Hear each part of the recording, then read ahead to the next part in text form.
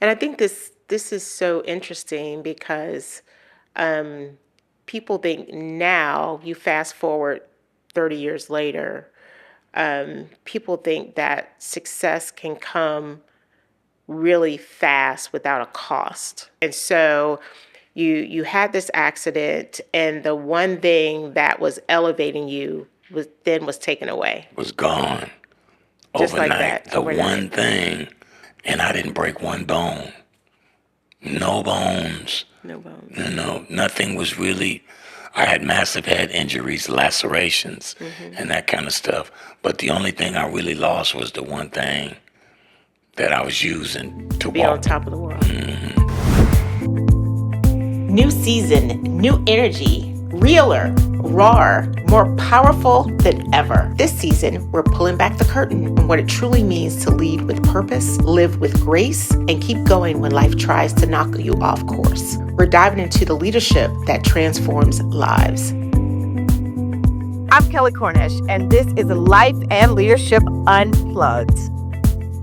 And welcome to this episode of Life and Leadership Unplugged with Kelley Cornish. We are the podcast of the T.D. Jakes Foundation, and we are excited for yet another episode as we talk about life and leadership and how some of our great leaders of today reset so they can recharge for what's ahead of them. So I have the wonderful pleasure of having as my guest on this episode. Many in the Dallas area know him, many around the world know him, and so I have an opportunity to really dig into who this person really is. Tracy, the D.O.C, Doc Curry. Welcome to the podcast, Doc. Hey, thank you, Kelley. It's my pleasure. It's my honor to be here. I'm so thankful and grateful.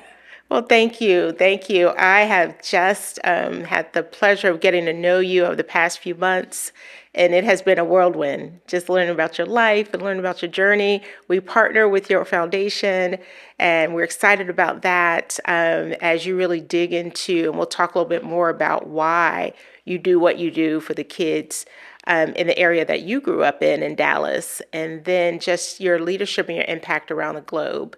So you ready to jump in? Yes, ma'am. All right, let's do it. So, Doc, you've lived multiple lives. I'll just say that. Multiple lives. Understatement. Yeah. An artist, a survivor, a leader, a mentor. When you look back, what moment pushed you to say, it's time to rewrite my story?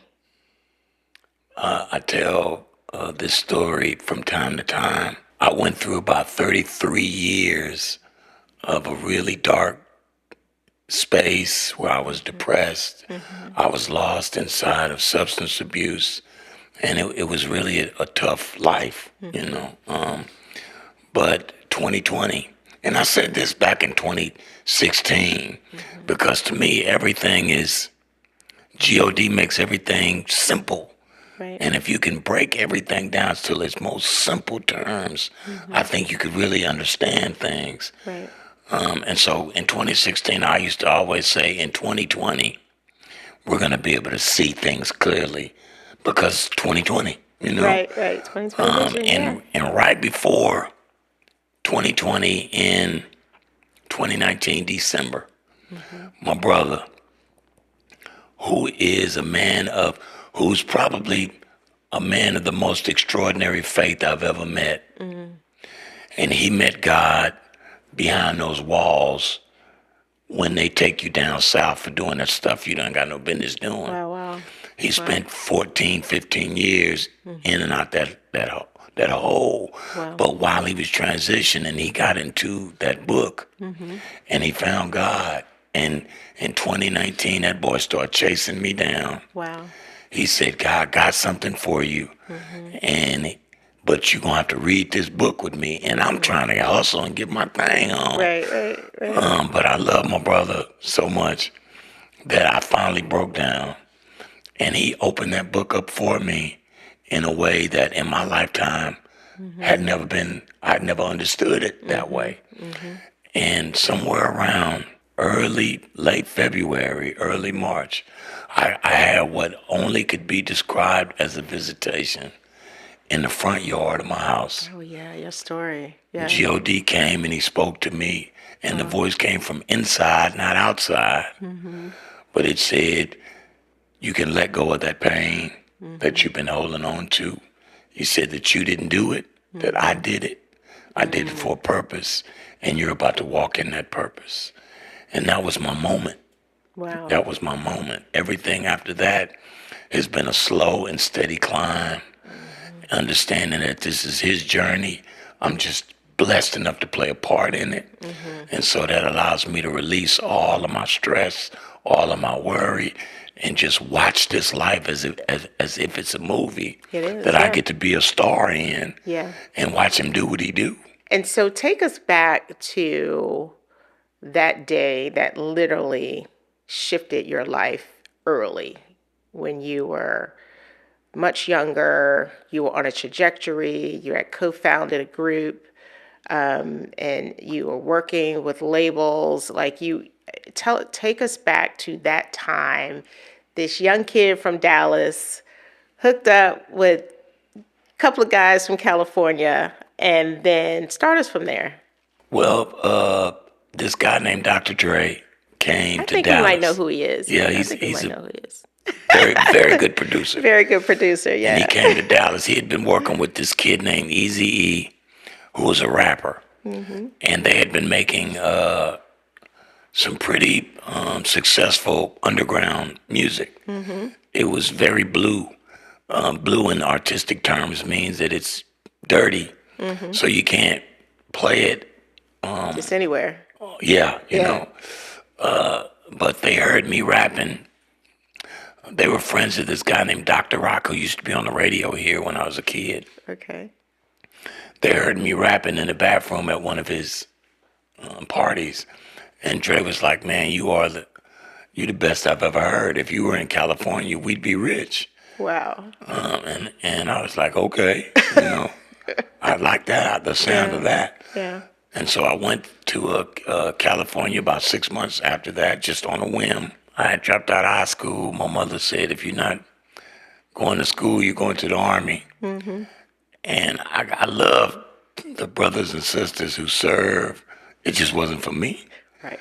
Right. So I had a card that Dre had given me. He said, and I called him. I said, "Does that offer still stand?"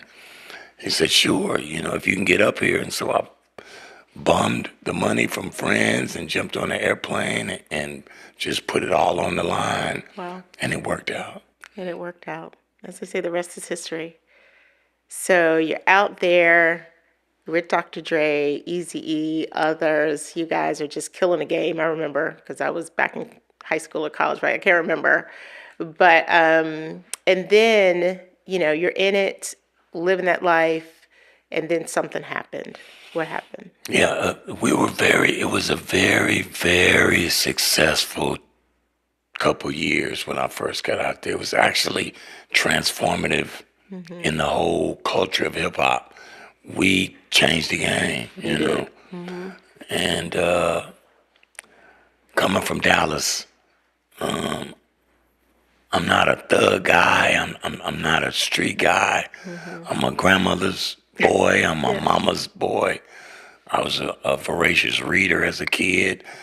I was a big boy.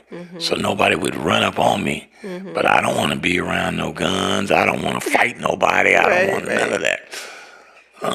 But success will change you. California is different than Texas. I like to say that those young men out there are raised for war. Where in Texas, when I was young, we was raised for love. Those guys out there, they prey on one another, and it's just dog eat dog, killer be killed, because of the gang culture that existed out there. Yeah, absolutely. Our music was so successful that I stayed above a lot of that. But still being out of my element, I started drinking a lot and smoking with those boys, and really just started to believe the hype. Right. That I Got was caught up in the environment. Yeah. I was the greatest of all time. When I made my record, and this is another pivotal moment, but it's another God moment for me. because this whole journey for me started with a prayer on my sister's couch because I didn't want to go to the Army. I asked God, I said, God, this is what I want. I want it so bad.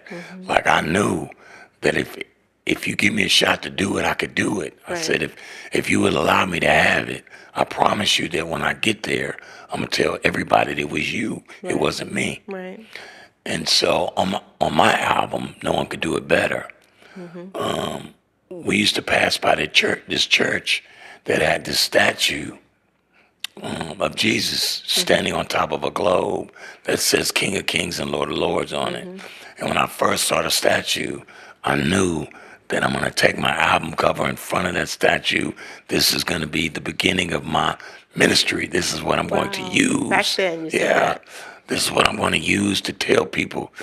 But when that record came out, the kids thought I was talking about me. King of Kings and Lord of Lords, and they started wearing it in their hair and wearing rings and necklaces. And after a while, maybe I thought I was, something special. And so not too long after that, my album came out. I sold about 750,000 copies in the first couple months. It looks like I'm finna be the next next biggest thing since sliced bread. And then that accident happens. Right. I'm drinking and driving, out partying and being the D.O.C. and, shooting videos over a weekend and just overextended myself and never made it home. And I think this is so interesting because people think now, you fast forward 30 years later, people think that success can come really fast without a cost. And it may look different now, like on social media and everything. And we'll get to, you're now back home in your community, helping them to understand, don't go this way, go that way, right? And so I think it's important because we still, and I'm one of those people, I love to hear the backstory of someone's success because it's usually their success is standing on something tragic happening, right? And so you had this accident, and the one thing that was elevating you was taken away. Was gone. Just overnight. like that. The one thing I had this, I'm driving, got to be doing 80, 90 on the freeway at night, drinking and driving at 3 o'clock in the morning. Fall asleep in the car, hit the center divider, go out of the back window of the car, bounce on the concrete on the freeway, slam face first into a tree on the side of the freeway, lose all my teeth. Some of my teeth are in the tree, the folks said. And I didn't break one bone. No bones. No bones. Nothing was really. I had massive head injuries, lacerations, and that kind of stuff. But the only thing I really lost was the one thing that I was using to Be walk. on top of the world. Wow. Which was your voice. And so that sent me in a really dark place because I thought God was punishing me for that album cover thing and thinking it took me 33 years of walking that path. Wow. To understand that was a part of the journey. That wasn't his punishment. That was him saving me. This is so interesting. We have a couple of people that have been on our podcast with those just like stories of those moments when they thought it was for the bad, but it really literally changed the trajectory of their lives, literally saved their lives, right? And so we fast forward. You go through a season of just denial, trying to get yourself back together. And then you end up back in Dallas, and you are now running this amazing foundation to try to get students to really kind of gravitate to the industry that you came out of, but teaching them now to be producers and not consumers. That's right. Right? That's exactly. So talk about that. Talk about your number. And I'm excited about it because we're part of this journey with you, which I think is amazing. The simple truth is that we are the producers of this content, of this music, of this art, and we just don't have the acumen to do the right business around it.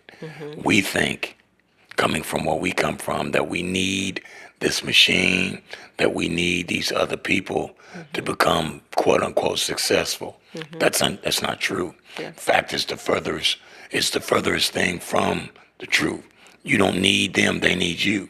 Wow. And as soon as you adopt that mindset and stop moving around from a space of lack, Right. but understand that there is abundance in everything, because that's what God made it. He made it fruitful for us that we could do this. Right. We got this. It's in us. It's not on us. It's in us, like Yeah. they And say. it's always been. That's right. It's always been. And so the key is helping these kids to understand their power and what they could do with just them. Dallas, Fort Worth is a huge Massive. metroplex. Massive. You don't even need the rest of this country if you could concentrate the power of the folks in those sister cities. And if them kids knew that you don't need to sell 1 million records to make $1 million, that if you had 5, 10,000 real followers, that you could make a lot of money, be successful, and build, then maybe they would want to do that instead. That's so good. And so I know this past summer 2025, you guys had like your first experiential camp with them, where kids talk about the neighborhood that you guys were in and literally what you were trying to get them. You exposed them to so much, just to producing, to everything. I know they had a call with Dr. Dre, like it was just a whole thing. So talk about that. So yeah, we did the pilot program in this summer, and we took them to 3 or 4 field trips. One to Dude Perfect, and Yeah. these guys have this $100 million facility out in the Frisco area. We wanted to show them that those guys got $100,000 to build that facility, and all they do is make content for this box. Wow. It's no different from what you do every day Every day. at school. Every day. We took them to Game Square, which is another company in Frisco that Jerry Jones is on their board, trying to expose these kids to business in a way that they can understand or begin to understand how to take these concepts Right. and bring them home. Right. Because they're not doing anything that you can't do. Absolutely. They're doing it every day on their phone anyway. All you need is access. And by me taking you to these places, this is me telling you, come up with the dream. Just dream first. Look at that, dream. Dream. Just I come love up it. with the dream and let me figure out a way Yeah. to help you make that dream happen. Yeah. Because if you can dream it, we can do it. Yeah. These folks are not here, Dude Perfect, and those folks are here to help. And they will help, and they want will to help. Yeah. But you got to come up with this dream first, and let's go get after it. We were in the 75216 Super Block.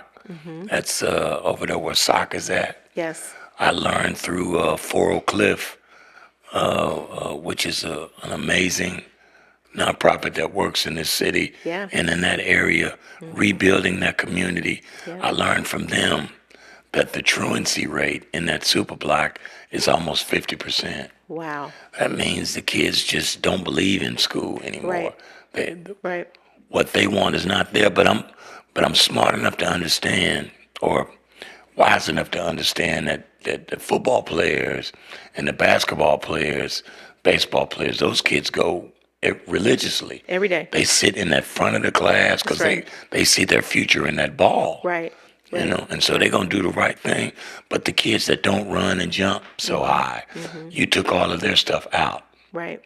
So what I'm trying to do is replace that with the things that they want to do. Most of them feel like they want to be a rap star or make videos or make content and be an influencer. All of those things are possible. And I'll help you get after that at DEA. But the first thing you got to do is take your butt to school. That's right. And that's the Dream Experience Academy, which you said they had the pilot program. And what I love about it and what we love at the TD Jakes Foundation is you have found something that they they're on every day. It's a part of their lives. And you basically telling them, we can provide opportunity for you if you go to school. That's right. You go to school, you have access to this. That's And right. so it's helping to lower the truancy rate in that super block. And those are the type things that we look for in the southern sector of Dallas and those communities that are underinvested in, to say, we need to bring in some type of tool that will entice you to want to do better.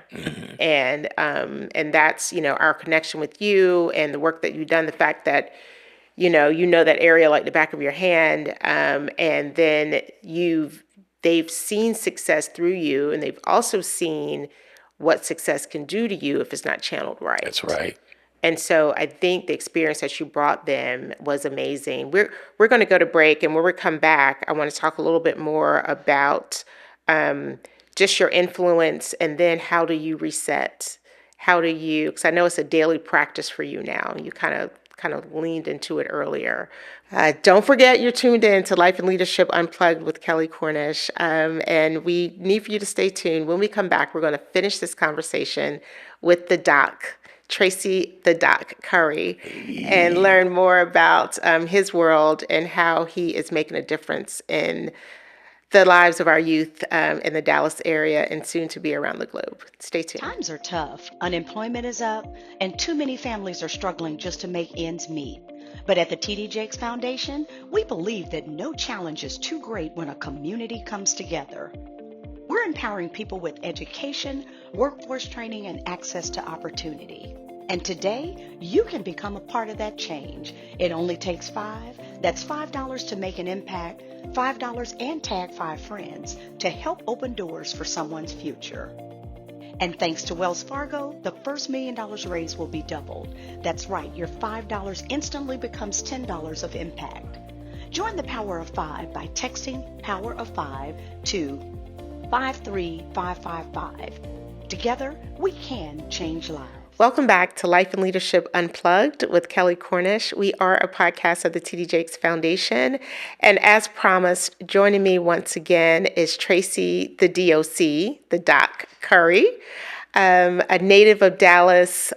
His life has come full circle. He has told us about the journey up until today, and we're excited to partner with him with the T.D. Jakes Foundation and just what he is doing in the southern sector of Dallas, and really trying to restore hope for a lot of kids that may feel that they don't have hope by not going to school, by not really participating in the things in life that will get them to the next level. And so his foundation has come back full circle to help give them that hope. And so thank you again for joining us. Yes, ma'am. So we talked about your story, and it is just it's surreal. And I can't wait for the movie. I can't wait for it, because these are the things that people go, oh my gosh, wow. I can see myself flying on the plane again, watching this documentary going, I didn't know that, but I did know that. But I'm waiting for that. But, your voice continues to influence the culture. How do you approach mentorship and impact now versus when you were younger? So younger was about the music. Now, how do you approach mentoring and impacting the kids? Everything that I do now, sister, is viewed through a spiritual lens, because I understand now, knowledge, wisdom, and understanding.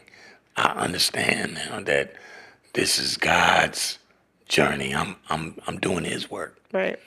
And so when I talk to these young boys in the street who may not have ever picked up a book, the Bible, and read it, but there are stories in that book about young men just like them, and I introduce them to those stories. I love it. Most of the gangsters in the streets, I talk to them about Samson. That's a good 'Cause one to talk about. hey, he came in and left out very quick, but he was a patriarch that lasted long enough for us to tell his story over and over and over again. And he never walked up and down the street preaching the word, No. but he brought a lot of fire and brimstone with Yeah, he him, did. just like these young boys do. The difference is when that moment came, he knew whose he was. Yeah. And so he knew who to call. These young boys may not know whose they are, know who they could call Yeah. when that moment comes. Yeah. And so I try to hip them to that understanding, because once they call him and he answer, then it's all good. Yeah, I love it. I love it. And so, that takes me to, you're a creator. You have creative work. You've done it before we were calling it creators. But creative leaders often carry heavy emotional loads. We talked a little bit about yours, but in that, what restores you and what helps you stay spiritually aligned? I got a 9-year-old and a 10-year-old, about to be 11 in 10 days. Wow. And I wasn't very close to my father as a young man. And probably there's a lot of young boys that don't get, and that's a moment in time. But it made me promise myself that I would be a great dad. Wow. And I told you this morning I was a little late getting my boys to school because it's so cold outside. But I make their breakfast every morning. Wow. That's what I do. Yeah. Because I want them, when they get old, I want them to remember my dad made my breakfast every right. morning. My dad helped me get this ready there. My dad combed my hair. My dad, Right. and I tell him I love him every day. And it's that is my centering, I love it. because it's all for them. I've had all the me time. I've done all the do. Now I'm building for them, Yeah. so that when I'm gone, they can take care of each other. And my two daughters who are older, see, God gave me 2 girls first, then he gave me 2 boys, because he knew I was going to need to soften my heart first so that I could grow up and understand how to teach these young men how to be Yeah. men. I love it. My first daughter, Amber, she came, the year of the wreck, she Wow. came. Wow. So she got the worst of it, But when Puma came, Badu had begun to fix me, Yeah. Yeah. She pulled me up out of that hole, and Puma loved me. Yeah. Puma loves her daddy. Loves her daddy. Oh my God. And she loved her daddy so much it made her daddy start loving himself. I love it. I love it. But when those boys came, child, when them boys came, It's a whole different. I could see me, Yeah. and I want them to be a better version of me. Well, I love it. And my youngest one, who calls God our glorious King, I love it. I know it, right? They touched the same way I was. They're going to be kept and watched over the same way I was, and you can clearly see it in them. Yeah. They're beautiful young men, and I'm grateful and thankful to God for them. But those guys are what keep me centered and grounded and in that house. I love it. I love it. And, you talked earlier about Erykah Badu and, just with you all both being from Dallas, that's just another point to where you can say Dallas, you know what I mean? And so, you think about, I always ask people like, back then, did you know that this was going to be this? You know what I mean? And so, and that's my question to you, like in the beginning, did you have any glimpse that you would come full circle just from the people in your circle, from Dr. Dre to Erykah Badu to just your circle, and now you have such a huge influence in the world and with people who have also touched the world? Like, did you see it then? Mm-mm. You didn't see it. Now, I knew as far as rapping and being a creator, I knew I was going to, because I was better than everybody. Like, Yeah. I've been really good for a long, and I'm still pretty good. But I had no idea of this journey. Yeah. I had no idea that it was meant for this purpose. But I'm just so grateful and thankful. And God gives, the hardest battles to the strongest warriors. And I know with a degree of certainty that there's not many men that could have walked this path. No. I know that. Yeah. And so I know that he gave it to me for a purpose. And I feel emboldened by that to walk with power now, to walk with his grace now, and know that you can't touch me. You better move around, you know what I mean? Because you don't want to get on his bad side. No, He got me working right now. So if you're not going to help me, move out the way. I love it. It's such a story of restoration and redemption. And, everybody likes a good comeback story. Hey, now. Listen, a good comeback story. And that's what yours is. And so with that, we've talked about a lot. And I've been thinking, just because you and we've had a chance to just interact a lot over the past few months. And when I think about what my hope for you is, as we begin to wrap up this segment, is playing back in my mind everything that you've done, the lives that you've touched, the trauma that you had that's led you to today.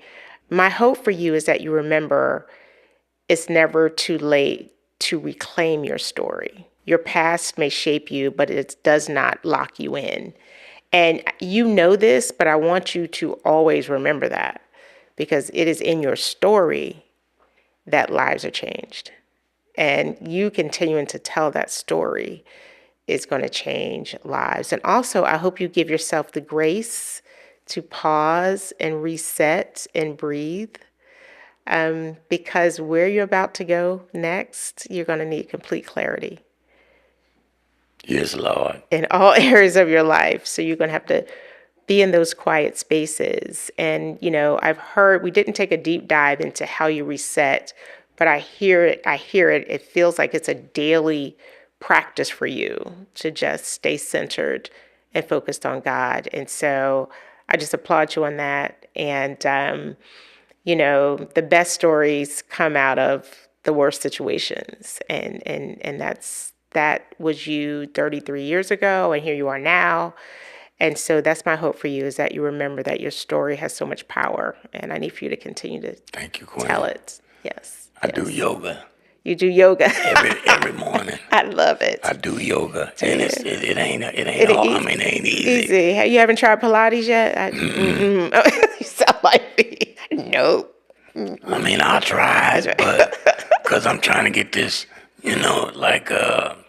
what you said earlier, I feel it coming. It's coming. I can feel it coming. That so next I'm trying up. to prepare my trying to armor up, for it. And so that yoga is all part of it. It gives you that 30 minutes to just stretch and think and relax. I do it after I send my boys off in the morning. Oh, good. That's your time. I love it. I love it. So now it's your turn. What is your hope for me as my friend? Kelley. Doc. I am so grateful and thankful for you. Thank you. My hope and my prayer is that you continue to do this fabulous work that you've been doing.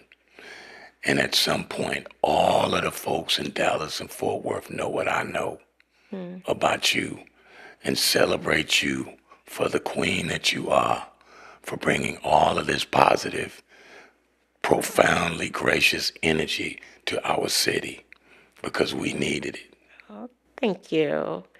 Thank you so much. And similar to you, I did not know this was going to be my story during this chapter of my life. So, but I'm excited about it. I want you here. I'm here now. I'm here. And it's good to call Dallas home. Hey. So, yes. Cowboys. Well.